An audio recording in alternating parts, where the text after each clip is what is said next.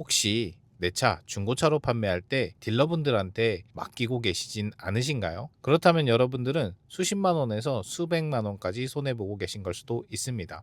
중고차 개인 판매 어렵게들 생각하시는데요. 생각보다 어렵지 않습니다. 오늘 이 영상을 끝까지 보신다면 내 차를 중고차로 어떻게 판매하는지 따라 해보실 수 있을 겁니다. 저는 중고차 딜러도 아니고 자동차 전문가도 아닙니다. 그저 차를 좋아하는 사람으로서 20년 동안 제 차만 약 15대, 그리고 가족, 지인, 친구들 차 포함해서 약 50대 이상을 사고 팔고 해봤습니다. 잘 판 차도 있었고 손해본 차량도 있었습니다. 제가 직접 경험하고 느낀 것들을 바탕으로 여러분들에게 중고차 개인 판매하는 방법을 알려드리려고 합니다. 어렵지 않습니다. 처음 파시는 분들도 제가 짚어드리는 포인트만 잘 기억하신다면 딜러분한테 판매하는 것보다 한 푼이라도 더 받을 수 있을 거라는 생각이 듭니다. 그래서 오늘은요, 딜러 매입과 개인 판매의 차이점이 무엇인지, 새 차가 왜 중요한지, 냄새를 왜 신경 써야 하는지, 사진은 어떻게 찍어야 하는지, 판매글은 어떻게 작성하는지, 그리고 어디에 판매해야 하는지, 내 차 시세를 어떻게 책정하는지까지 알려드리도록 하겠습니다.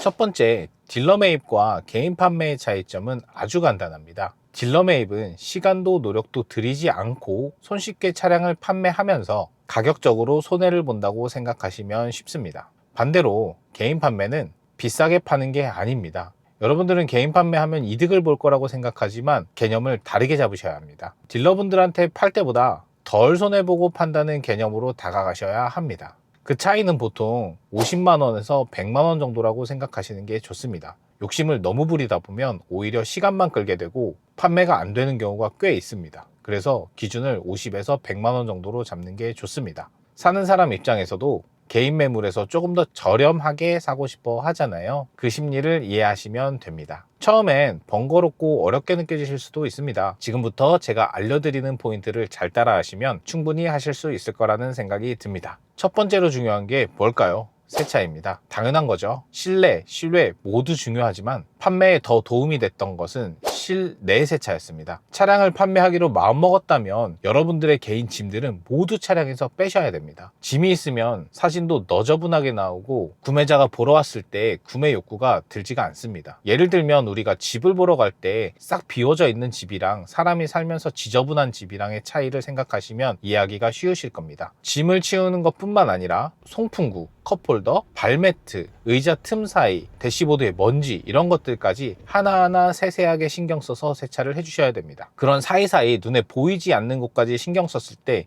여러분의 차의 가치는 저절로 상승하게 되는 겁니다. 실제로 저도 곧 차량을 판매하기 위해서 어제 2시간가량 실내 세차만 진행을 했습니다. 정말 시트부터 시작해가지고 틈 사이, 컵홀더, 이런 대시보드 이런 데까지 정말 꼼꼼하게 닦아놨어요. 사람들이 딱 보러 왔을 때 와, 이거 새 차 아닌가요? 할 정도로 열심히 닦아놨습니다. 그만큼 실내 세차에는 공을 많이 들이시는 게 좋습니다. 다음은 저만의 킥입니다. 저만의 특급 노하우라고 할 수도 있는데요. 냄새의 중요성입니다. 세차를 다 하셨다면 이제 냄새를 신경 쓰세요. 우리가 명품 브랜드샵이나 백화점 1층에 들어가면 어떤 냄새가 났나요? 대부분 굉장히 좋은 냄새, 그리고 향기에 이끌려서 그 매장을 방문하기도 하고 그 향기 때문에 물건을 구매하기도 합니다. 이거는 우연이 아닙니다. 브랜드에서 마케팅을 하는 겁니다. 실제로 좋은 냄새는 사람의 기분을 좋게 만들고 구매 욕구를 자극하게 됩니다. 저는 차도 똑같다고 생각을 합니다. 구매자가 차를 보러 왔을 때 차에서 좋은 냄새가 난다면 이 차는 관리했구나라는 느낌이 저절로 들게 되고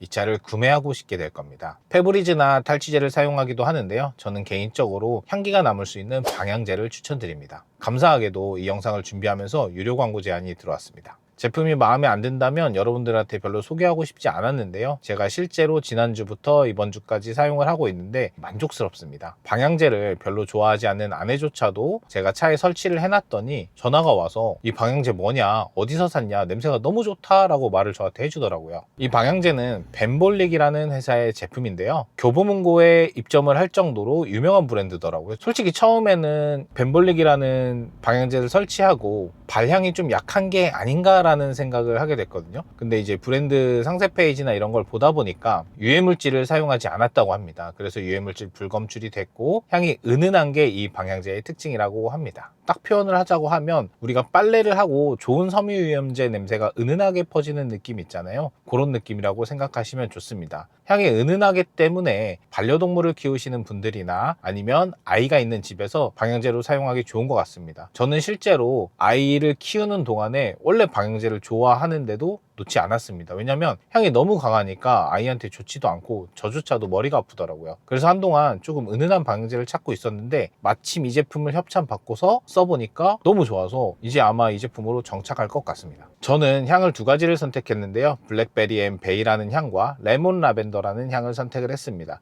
제 차에는 블랙베리 베이라는 향을 설치를 했고 아내 차에는 레몬 라벤더 향을 설치를 했는데 저는 개인적으로 레몬 라벤더 향이 더 좋았습니다. 레몬의 상큼함과 라벤더의 꽃향이 섞이면서 그렇게 답답하지도 엄청 시원하지도 그 중간의 향을 내주면서 차량의 냄새를 싹 잡아주더라고요. 그래서 저는 레몬 라벤더 향을 개인적으로 추천드립니다. 블랙베리 베이 향은 약간 화장품 냄새 비슷한 느낌이 나고요. 어울릴까 싶었는데 굉장히 잘 어울리고 냄새가 좋습니다. 석고에 오일을 2방울에서 4방울 정도 떨어뜨린 후 사용하는 거라 가성비도 상당히 좋습니다. 오일 양이 상당하기 때문에 제가 봤을 때 꽤나 오랫동안 사용할 수 있을 것 같습니다. 또한 발향 강도도 조절이 가능하고 차종별 커넥터도 있다고 하고 그 케이스 자체에 각인과 그림도 그릴 수 있다고 합니다. 설명란에 최대 할인 링크와 무료 배송이 가능한 링크를 제가 넣어둘 테니까는요, 방향제에 관심이 있거나 누구한테 선물할 거를 고민하고 계신 분들이라면 방향제를 해주는 것도 좋을 것 같습니다.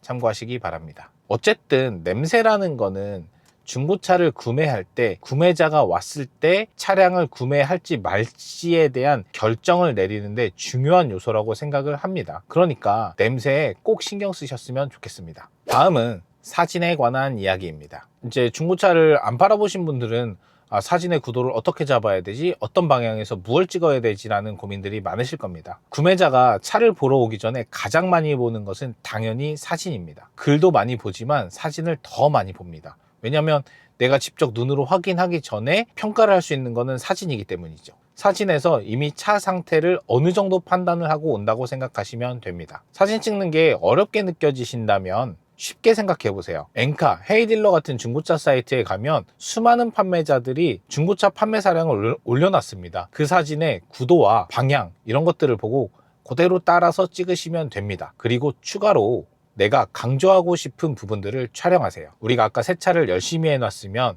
시트가 깨끗해진 부분이라던가 대시보드에 먼지가 없는 부분이라던가 송풍구 같이 깨끗한 부분이라던가 내가 내 차를 강조하고 싶은 부분들을 사진을 찍어두세요. 또한 스크래치가 있다면 그런 부분들이나 문제가 있으면 문제가 있는 부분들도 사진을 찍어주세요. 문제 있는 사진을 상품에 올리라는 게 아니라 문제 있는 사진들은 구매자가 이제 물어보고 궁금해할 수 있거든요. 그럼 그럴 때 솔직하게 이런 부분들에 스크래치가 있고 문제가 있습니다 라고 알려주는 게 차를 판매할 때 신뢰도를 높일 수 있습니다. 다음은 판매글을 작성하는 방법입니다. 사진까지는 잘 찍었는데 글 쓰는 게 너무 어렵다 하시는 분들이 많을 겁니다. 그럴 때는 이것도 쉽게 하시면 됩니다. 우리한테는 AI가 있습니다. 일단 엔카나 중고차 카페, 당근 이런 데에서 중고차 판매글을 한 번씩 다 찾아보세요. 찾아보다 보면 글을 유독 잘 쓰시는 분들이 몇 분 있습니다. 그러면 그분들의 글을 복사해 가지고 AI한테 넣어주세요. 그리고 내가 AI야 이 판매글을 참고해서 내 판매글을 작성해줘 라고 하면 됩니다.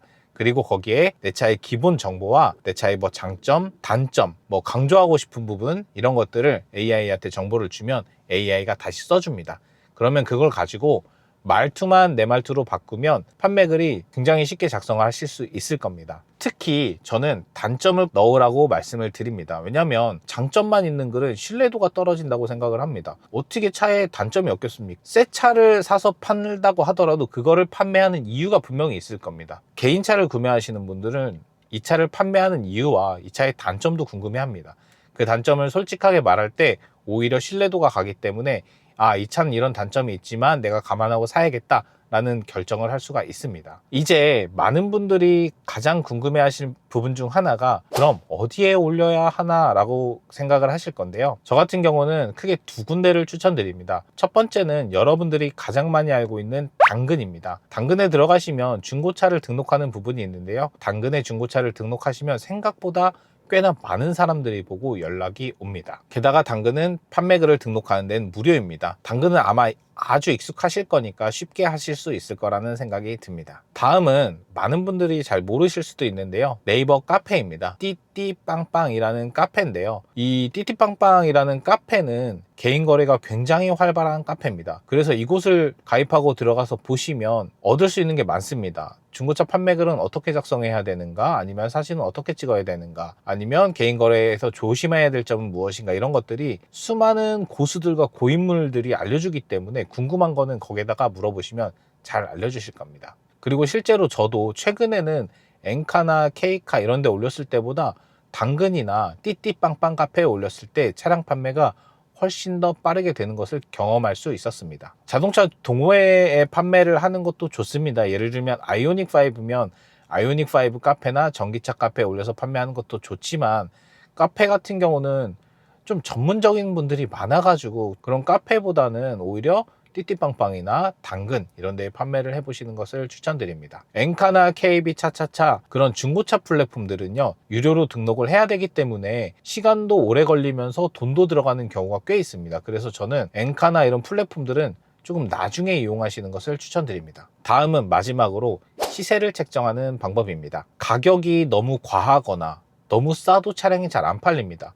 가격이 너무 비싸면 비싸서 안 팔리고 너무 싸면 사람들이 의심을 합니다. 저 차 문제 있는 거 아니야? 라고요. 그래서 적정 시세를 파악해서 판매 금액을 조정하는 게 굉장히 중요한데요. 가장 쉬운 방법은 헤이딜러나 엔카 이런 플랫폼들을 이용해서 일단 내 차를 경매에 붙여보는 겁니다. 그러면 수많은 전문가분들이 이 차는 얼마다 해가지고 얼마 해서 이렇게 올리는데요. 그거를 바탕으로 최고가에서 50만 원에서 100만 원 정도 더 높게 올리신다고 생각하시면 됩니다. 내가 올린 가격이 적정 가격인가 판단하는 방법은 엔카나 KB 차차차 K카 같은 데 들어가셔서 내 차와 가장 유사한 차를 찾으세요. 연식, 주행거리, 색상, 사고 유무 뭐 이런 것들을 다 적용하셔가지고 내 차와 가장 유사한 차를 찾아보시면 이 차가 얼마 정도 하는구나 라는 게 파악이 될 겁니다. 그래서 내가 헤이딜러에서 비교한 가격과 내가 엔카나 이런 데에 찾은 가격들을 비교해보면 이 정도가 적정가구나 라고 하는 가격이 있을 겁니다. 그렇게 해서 내가 적정가에 올려놓으시면 됩니다. 여기서 또 하나의 꿀팁이 있습니다. 내가 예를 들어 차를 1,500만 원을 받고 싶다. 그러면 절대 1,500만 원에 올리지 마세요. 1,530만 원이나 1,550만 원에 올리세요. 우리가 당근을 거래할 때도 5천 원이든 만 원이든 깎아주는 게 기분이 좋잖아요. 차도 마찬가지예요. 30만 원, 50만 원 깎아주면 이 사람이 나 30만 원 깎고 샀어, 50만 원 깎고 샀어라는 기분 때문에 차가 훨씬 더 빠르게 거래가 됩니다. 그러니까 내가 받고 싶은 금액보다 30만 원, 50만 원 더 올려서 판매글을 작성하는 거는 기술입니다. 또 하나 중요한 것 중에 하나가 차량을 판매할 때 되게 조급하세요. 조급하시면 절대로 차량을 잘 팔 수가 없습니다. 내가 내 차를 팔면 최소한 한 달, 2달 정도는 걸린다고 생각하시고 차량을 판매를 하셔야지 오늘 차를 올렸는데 왜 전화가 안 오지? 일주일도 안 됐는데 왜 아무도 안 오지? 이렇게 생각하시면 안 됩니다. 차량은 한두 푼 하는 게 아니에요. 1,000만 원, 2,000만 원, 3,000만 원 몇천만 원도 하고 몇백만 원도 하는 거니까요. 구매자들은 이 차량을 구매를 결정하는 데까지 고민도 필요하고 생각도 필요한 겁니다. 너무 조급해하지 마시고 한 달에서 2달 정도는 여유 있게 기다리면서 보시는 걸 추천드립니다. 근데 한 달 이상 아무도 연락이 안 온다? 그거는 가격이 잘못됐을 확률이 높습니다. 자, 이제 모든 걸 말씀드렸는데요. 지금까지 제가 알려드린 내용이 어떻게 보면 어떤 분들한테는 쉽게 다가갈 수도 있고 어렵게 다가갈 수도 있을 거라는 생각이 듭니다. 노력하지 않고는 아무것도 얻으실 수 없습니다. 중고차 판매도 마찬가지입니다. 내가 돈을 더 많이 받고 제값을 받고 팔으려면 내가 노력이 필요합니다. 깨끗하게 보이게 만들고 실제로 깨끗하게 하고 좋은 향기가 나게 하고 그리고 구매자분들한테 시원하게 깎아주기도 하고 이런저런 노력을 했을 때 중고차 판매가 잘 되는 겁니다. 오늘 내용은 여기까지고요. 혹시나 더 궁금한 사항이 있거나 물어보고 싶은 사항들이 있다면 댓글로 남겨주세요. 제가 확인하는 대로 답변을 해드리도록 하겠습니다. 오늘 제 영상이 유익하셨다면 구독과 좋아요, 알림 설정까지 부탁드리고요. 알고타는 자동차를 쉽게 알려드릴 수 있도록 노력하겠습니다. 감사합니다. 알고타였습니다.